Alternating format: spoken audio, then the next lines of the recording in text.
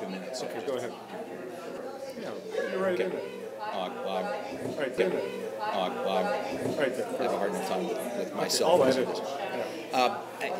I think the thing that struck me watching the video was how it was, for me, it was an invitation to take a look at issues that are familiar to some people, but to look at it from an entirely different perspective, or multiple perspectives. So you used a lot of camera angles that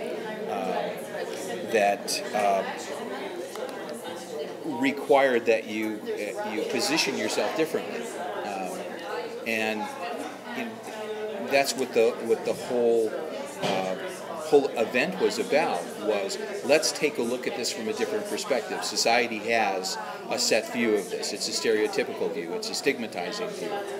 And to fully appreciate the shift that we're talking about, you can't stay in your comfort zone. You can't stay in the old perspective. You can't see what's needed from that perspective. The perspective that most people view mental health from is a perspective that sees it in terms of mental illness, and sees it in terms of deviance from, the comfortable norm. And the film draws us in to look at this from, it requires that we look at this from different perspectives. It requires that you shift your focus enough to appreciate different ways of seeing things. So, I mean, when you zoom in, and there were multiple shots where you're hearing someone speak, but you're seeing their mouth, the thing that it called to my mind was how the system, when it does an assessment, focuses in on a little piece of the person, okay, and misses the bigger picture, misses the whole person. We are blind to a holistic conception of the human being. We look at the label, we look at a symptom, we look at a diagnosis, and we think that we know something. We think that we're talking about a person, when really we're talking about a theoretical construct, or a social construct, and really that's what I think the march is about, and I think that's what the video is about, is getting us to go beyond a social construct, and recognize that we're talking about real people.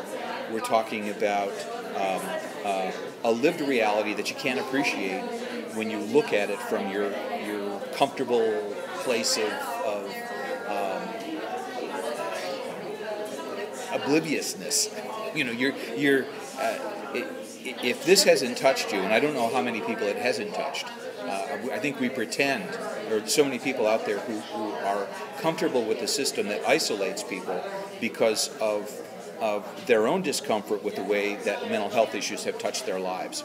So if you've got the crazy Uncle Louie, you're happy that crazy Uncle Louie is out of the picture. You only have to see him at a family reunion, and everybody sort of makes fun of him before and after, and even during the thing, rather than engage with him as a real member of the family. And the video pulled us in close. This is our family. This is us. This is our community, and it touches your life, and it's inescapable. And I think that's probably what made some people uncomfortable with the video, as well as with the march, was that inescapable quality.